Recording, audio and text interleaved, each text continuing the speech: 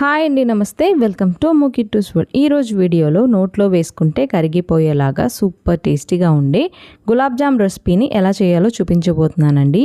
గులాబ్ జామ్ చేయడం చాలా తేలిక, కానీ బిగినర్స్కి మాత్రం ఇలాగా చేసినప్పుడు క్రాక్స్ రావడం కానీ, లేదంటే లోపల ఉండల్లాగా మిగిలిపోయి ఉడకకుండా పోవడం, ఇలాంటి మైనర్ మిస్టేక్స్ చేస్తూ ఉంటారు కదా.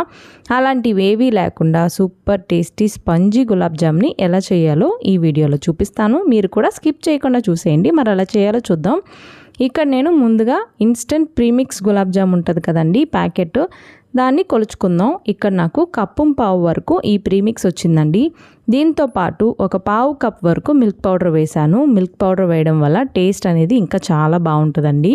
ఇలా ఒకసారి మొత్తం కలిసేలాగా కలుపుకున్న తర్వాత కాచి చల్లార్చిన పాలండి, ఇవి ఒక హాఫ్ కప్ వరకు పట్టాయి. కొంచెం కొంచెం వేసుకుంటూ ఇలాగ సాఫ్ట్గా కలుపుకోవాలండి. నాకు హాఫ్ కప్పు పాలు పైన ఒక 2 స్పూన్ల వరకు పట్టాయండి. మీగడతో పాటు వేసేసేయచ్చు. ఇదంతా ఇలా కలుపుకోవాలండి. ఇది కలిపేటప్పుడు గట్టిగా నీట్ చేయకుండా కొంచెం లైట్గా వేళ్ళతోనే కలుపుకోండి. చూసారు కదా, ఇలాగా 1 నిమిషం ఇలా కలిపేసుకున్నారంటే సరిపోతుంది. పైన మనం నీట్ చేయాల్సిన పని ఏం లేదండి. ఒక 10 నిమిషాలు ఇలాగా ఒక తడి క్లాత్ వేసేసి పక్కన పెట్టేసేయండి. ఇలా తడి క్లాత్ వేయకపోతే పిండి అనేది ఆరిపోయి మనం గులాబ్ జామ్ అనేది క్రాక్స్ వస్తాయండి. ఇది కూడా ఒక టిప్పే. ఇప్పుడు పంచదారని కొలుచుకుందామండి. మనకి 1.5 కప్పు వరకు టోటల్గా మిల్క్ పౌడర్ అలాగే ప్రీమిక్స్తో కలిపి వచ్చింది కదా, దానికి గాను 3 కప్పుల వరకు పంచదార వేసుకొని అలాగే 2.5 కప్పు వరకు నీళ్లు వేసుకుంటే కరెక్ట్గా ఉంటుందండి మనకి. ఇప్పుడు ఇదంతా కూడా స్టవ్ మీద పెట్టేసి బాగా మరగనివ్వాలి. మీడియం ఫ్లేమ్లో పెట్టి ఈ పంచదార అంతా కరిగినంతసేపు మరగనిస్తే సరిపోతుందండి. ఇదంతా కరిగిన తర్వాత ఇందులోనే 1 స్పూన్ ఇలాచీ పౌడర్ వేసుకోవాలండి. ఫ్లేవర్ చాలా బాగుంటుంది ఇలా వేయడం వల్ల. ఇలా వేసిన తర్వాత 1 నిమిషం ఇలాగా మరిగిన తర్వాత ఇంకా స్టవ్ ఆపేస్తే మనకి షుగర్ సిరప్ అనేది రెడీ అయిపోతుంది. ఇలా దింపేసి పక్కన పెట్టిన తర్వాత ఒక హాఫ్ లెమన్ని ఇలాగా స్క్వీజ్ చేసి వేసేసేయండి. ఇలా వేయడం వల్ల పంచదార అనేది క్రిస్టల్ అవ్వకుండా ఉంటుందన్నమాట. మూత పెట్టేసి చల్లారకుండా పక్కన పెట్టేసేయండి.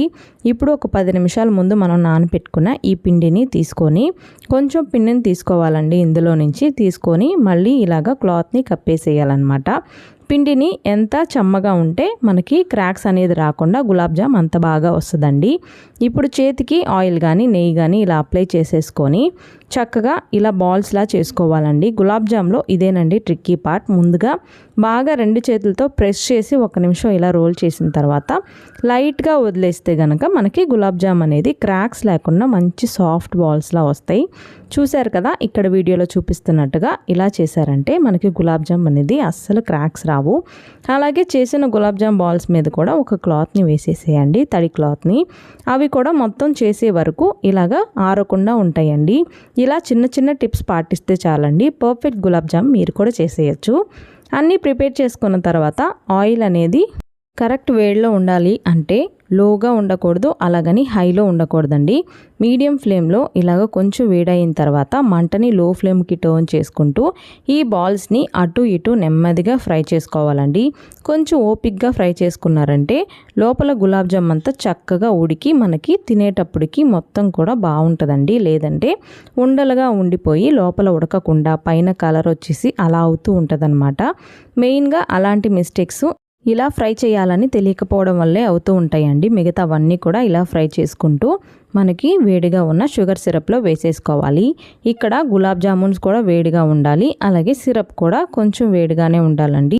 మీరు గులాబ్ జామ్ ఫ్రై చేసే టైంకి సిరప్ కనుక వేడిగా లేకపోతే తప్పకుండా కొంచెం వేడి చేసుకోండి. ఇలా అన్నీ కూడా వేసేసుకొని మూత పెట్టి 2 గంటల పాటు పక్కన వదిలేశారంటే మనకి గులాబ్ జామ్ అంతా కూడా చక్కగా ఈ సిరప్ పీల్చుకొని ఇలా డబుల్ సైజ్ అయ్యి సూపర్ టేస్టీగా వస్తాయండి. చూసారు కదా, చాలా తేలికండి గులాబ్ జామ్ చేసుకోవడం.